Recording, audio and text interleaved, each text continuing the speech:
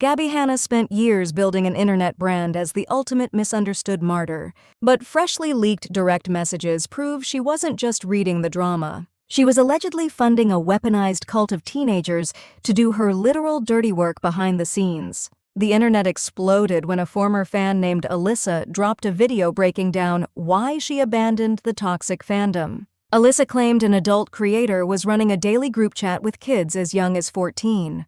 Gabbie supposedly picked favorites, FaceTimed them during personal breakdowns, and even brought them into her home as employees. The price for this special treatment? Unconditional defense of Gabbie Hanna, even when it completely violated their own personal morals. It is the classic blueprint of a digital echo chamber, but with a highly dangerous twist. Is this just typical influencer vanity, or are we looking at calculated psychological grooming? Let's look at the receipts. Anyway, the internet turned on Alyssa instantly.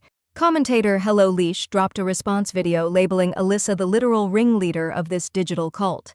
Citing public reactions, former stans noted Alyssa allegedly committed actual crimes online while targeting people for a celebrity who barely knew her. But this messy situation quickly shifted from internet bullying to a calculated legal disaster. Longtime rival Jen Dent entered the chat with a video titled "Gabbie Hanna Tried to Ruin My Life." Jen, Gabbie, and Jessie Smiles have public bad blood stretching back to the old Vine days. But Jen brought concrete receipts proving this group chat was not just for teen venting. It was allegedly a staging ground for orchestrated corporate sabotage and character assassination. Now let's talk about how deep this toxic dynamic actually goes. An anonymous ex-fan brought Jen a mountain of archived direct messages from a former top stan named Gracie. The leaked logs allege Gabbie systematically manipulated Gracie into spreading a horrific, fabricated allegation about Jen on Twitter involving a minor. Gabbie allegedly watched silently from the sidelines as Gracie was hit with a massive wave of public backlash. She seemingly loves using her young followers as shields to keep her own public image clean. But the situation reached an absolute breaking point when Gracie allegedly attempted to end her life due to the relentless harassment. Instead of checking on her safety, Gabbie allegedly reached out with a bizarre business proposition.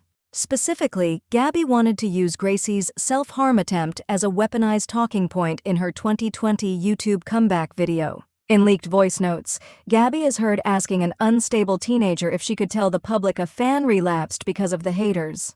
At that exact moment, Gracie was actually residing in a rehabilitation facility for entirely different personal reasons.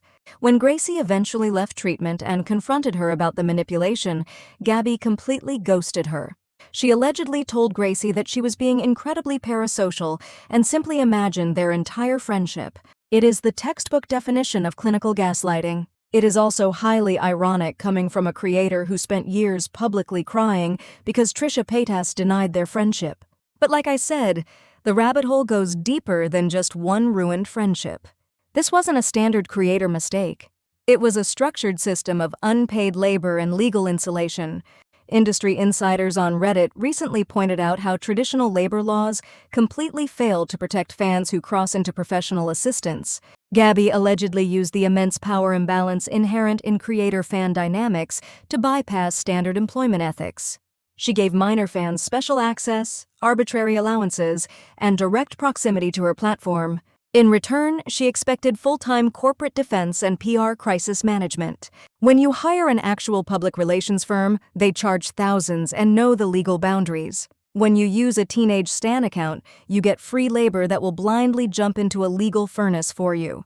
Gracie was left in EMDR therapy, traumatized and terrified after being doxxed by Gabbie's remaining online stans. But the leaked screenshots get significantly worse. Gracie exposed videos sent directly by Gabbie, catching her red-handed coordinating a targeted smear campaign. In the footage, Gabbie explicitly states the leaked tweets cannot come from her own account. She instructs her fan to make the false allegations go completely viral within the community and tag major drama channels immediately. Gabbie is seen on camera telling her partner to open his phone so she can show Gracie a burner handle named Bungle X. The plan was to create an artificial wave of pressure until Jen Dent broke down publicly. And it's like, look at the absolute panic behind this coordination. Why was an established influencer hiding behind a burner account to launch a career-ending rumor? Because on YouTube, your reputation is your entire business model. If Gabbie launched the accusation herself, she faced immediate legal retaliation and brand safety cancellation. By routing the hit job through an anonymous minor, she built a perfect wall of plausible deniability. If the rumor succeeded, her rival was destroyed. If the rumor failed, the fan took the blame. It is a highly tactical exploitation of Section 230 and standard internet anonymity. But what about the legal risks of launching a massive internet hit job? When Gracie expressed severe anxiety about facing a defamation lawsuit, Gabbie sent a video breakdown coaching her on how to evade legal consequences.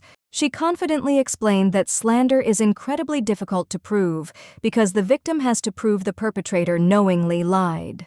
Essentially, she was telling her young fan not to worry while actively distributing a life-ruining rumor. When the entire operation inevitably blew up in their faces, Gabbie sent a blanket email apology to her 3 main stans.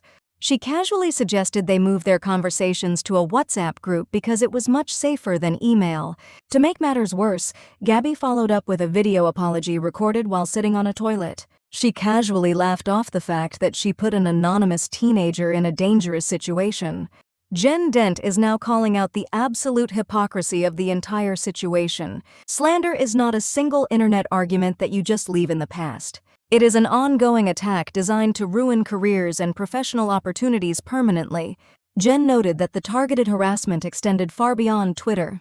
Fans allegedly called her potential employers, systematically sabotaging her ability to secure work or build a sustainable income for years. This brings up a much larger issue regarding platform accountability. Why do major video platforms allow creators with proven histories of weaponizing their fan bases to remain monetized? YouTube's community guidelines explicitly forbid targeted harassment and coordinated cyberbullying. Yet, the system rarely steps in until a massive public expose occurs. When an influencer utilizes their audience as a digital militia to destroy someone's physical livelihood, it moves past standard internet drama. It borders on organized financial sabotage. Gabbie is currently online playing the victim and complaining about being slandered by the media. Meanwhile, her own former foot soldiers are dropping video receipts proving she was the ultimate orchestrator. Now that the inner circle has completely turned, her carefully constructed martyrdom is officially dead. Whether Gabbie Hanna can ever recover from these leaked archives remains a massive question mark for the commentary community. The receipts have exposed a darker side of creator-fan dynamics that goes way beyond standard influencer drama. What do you think about Gabbie allegedly using minor fans to run an online hit job? Let me know your thoughts down below.